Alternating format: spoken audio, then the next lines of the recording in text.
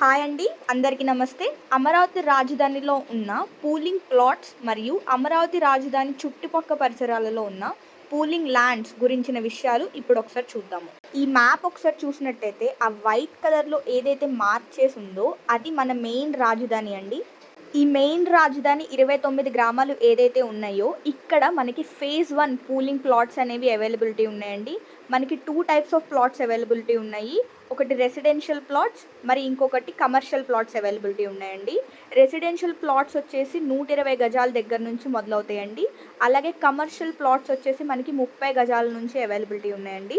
అలాగే మనకు orange line ఏదైతే కనిపిస్తుందో అది ఇన్నర్ రింగ్ రోడ్ అండి. అది ఔటర్ సైడ్ ఏదైతే రెడ్ లైన్ ఉందో అది ఔటర్ రింగ్ రోడ్ అండి. అమరావతి వెస్ట్ సైడ్ అంటే ఇన్నర్ రింగ్ రోడ్ నుంచి ఔటర్ రింగ్ రోడ్కి నేను లైన్స్ గీసాను చూడండి.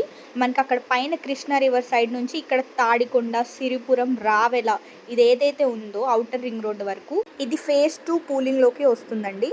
ఫేజ్ 2లో కూడా మనకి ల్యాండ్స్ ఇన్వెస్ట్మెంట్ పర్పస్ ఉన్నాయండి. ఫేజ్ 1లో ల్యాండ్స్ కన్నా ఫేజ్ 2లో ల్యాండ్స్ మనకి కాస్ట్ చాలా తక్కువకు వస్తాయి. అది కాక ఇక్కడ ఇన్వెస్ట్మెంట్ చేస్తే ఫ్యూచర్లో మనకి అప్రిసియేషన్ అనేది చాలా ఎక్కువ వస్తుంది. ఎందుకంటే ఫేజ్ 1లో ఆల్రెడీ కన్స్ట్రక్షన్ వర్క్ స్టార్ట్ అవ్వడం వల్ల అక్కడ ల్యాండ్స్ వాల్యూ కొంచెం ఎక్కువ ఉంది ఫేజ్ 2తో కంపేర్ చేసుకుంటే. సో ఇక్కడ ఫేజ్ 2 పూలింగ్లో ల్యాండ్స్ ఏదైతే ఉందో ఇవి మనకి చౌకగా వస్తాయి. ఫ్యూచర్లో మనకి బెనిఫిట్స్ అనేవి చాలా బాగుంటాయి.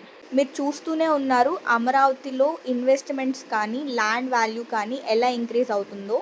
సో మీరు అందరూ ఒకసారి సైట్ని విజిట్ చేయండి, చుట్టుపక్కల డెవలప్మెంట్స్ని చూడండి.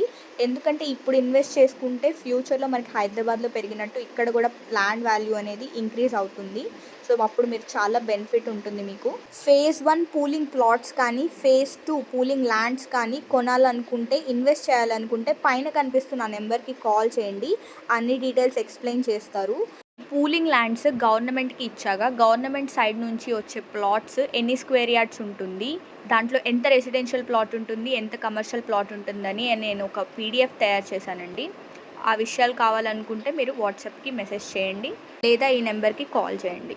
ఇలాంటి వీడియోస్ మరిన్ని కావాలనుకుంటే ఈ ఛానల్ని షేర్ చేయండి, సబ్స్క్రైబ్ చేయండి, లైక్ చేయండి. Thank you so much.